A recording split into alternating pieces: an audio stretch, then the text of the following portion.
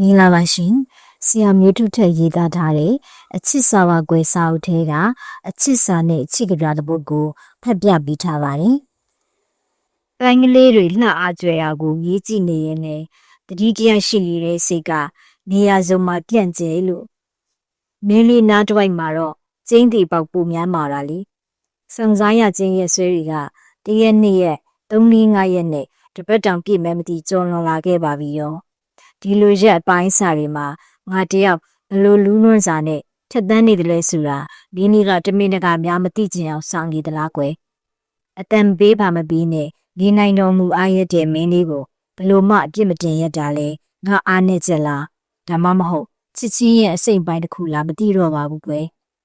ရှိလာမေခီးတွေထံပြပမလားရဲ့လို့မတွေးရနဲ့ငန်းတွေးနေရတာလဲစိတ်လက်ကြည့်တာချင်းမရှိပြန်ဘူးပေါ့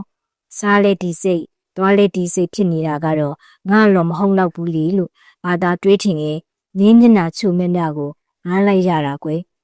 ဒီတစ်ခါတွေ့ရင်ချစ်ငါတိတ်လူချင်းနဲ့မြစ်တာကြီးဆက်ပါလိရှင်ဆိုတာလေးများကြားရပါမလားကွယ်ရပါတယ်ငါကဘယ်ဘက်နားနဲ့ဖြစ်ဖြစ်ညာဘက်နားနဲ့ဖြစ်ဖြစ်နားထောင်နိုင်ပါရဲ့ငါတည်းမဟုတ်ပါဘူးငင်းလေးရဲ့အတန်နုကြီးတွေကိုထိန်းညှိပြီးမယ်ငါရှင်ဘက်ကရောငါညလုံးတွေကရောနောက်ဆုံးငါတကူလုံးကပါတခုတည်းဆောက်မြောင်ငန်းနေနေတာကွယ်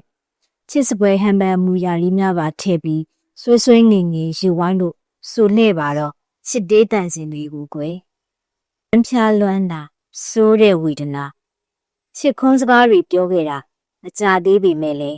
တအုံနွေးချစ်နေတာကိုတော့လူကလက်ခံပြီးမဲ့ငါရင်စုံကလက်မခံဘူးကွယ်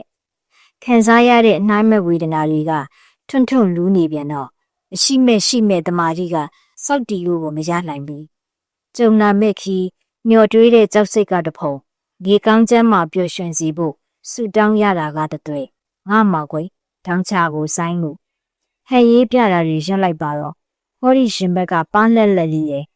ထိလွယ်ရှလွယ်နဲ့ခံနိုင်ရည်မရှိလေတော့နေတစ်ချက်ပြုံးနေစိတ်နှလုံးမှာသာတသက်လုံးထောက်လိုက်ညှိတွေ့နေခြင်းတူပါကွယ်